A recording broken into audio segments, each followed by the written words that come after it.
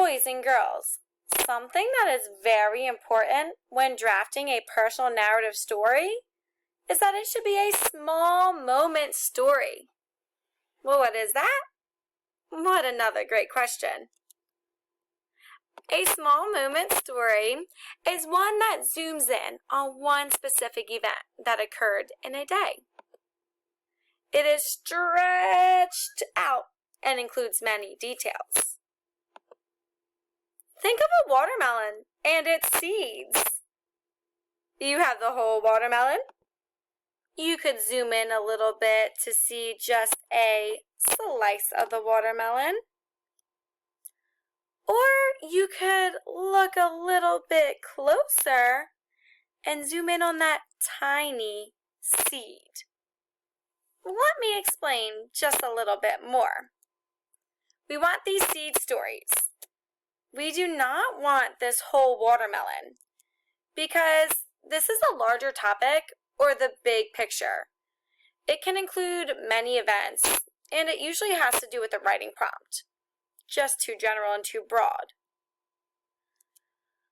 When we get the slice of the watermelon, it's getting a little bit better, but still not what we want. That's because this is a smaller topic, but it's still very general and lacks the details needed to keep the reader interested. What we do want is the small, tiny watermelon seed. This is the small moment that we are looking for. It is just one event that happens throughout the day, as opposed to the many events that happen over the course of a day. This tiny event is told in time order and includes juicy details. Let's refresh our memory on the writing prompt of the week. Think about your first day of virtual school or in-person school this year. Retell and describe a memorable moment from that day. I'm going to use the watermelon slice, and watermelon seed to show you how we can take this writing prompt and make it more specific and make it a seed story. Here we go. The whole watermelon is basically our writing prompt. Miss Pipitone's first day of virtual teaching 4th grade.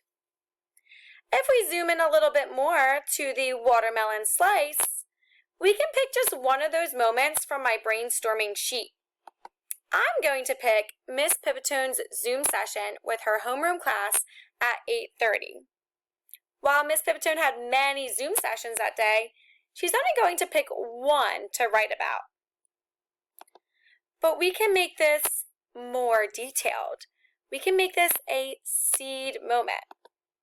Let's see the next slide for those juicy details about how Miss Pipitone's very first virtual teaching Zoom session went.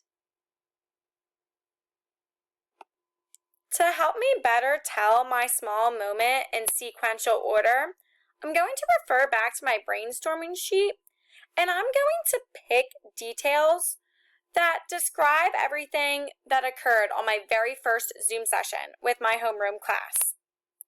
The first detail I noticed to pick is that this was my first time live teaching on Zoom, that my students loved the story I picked, and the last detail I'll include is I forgot to share my All About the Teacher presentation. These 3 details have to do with my very first live Zoom at 8:30 a.m. with my homeroom students. I'm going to take these details and include them on this next slide. But let me first read the directions to you because your independent work is exactly the same. Using yesterday's brainstorm, think of the 3 most important things that happened during that experience on the first day of school. These things must be events. They will become the 3 details about your experience. Insert a text box and write a sentence for each. Then write an elaboration sentence, which just means give more details, and a new text box for each detail. Now, once again, the 3 events that I chose all had to do with the same moment. So here's the detail 1 that I took straight from my brainstorming slide. And that detail was, this was my first time live teaching on Zoom. I'm just going to add more details and make this a full, complete sentence. As I enter into my first Zoom session of the day with my students in the waiting room, I realize that this is the first time I am live teaching. I start to sweat, thinking about what could go wrong. Notice that I actually used 2 sentences. Notice that it's coming from my point of view. I'm using clue words such as I and my. Notice that this is the very first thing that occurred during this moment. Let's take a look at the second detail I pulled from my brainstorming sheet. The students loved the story I picked.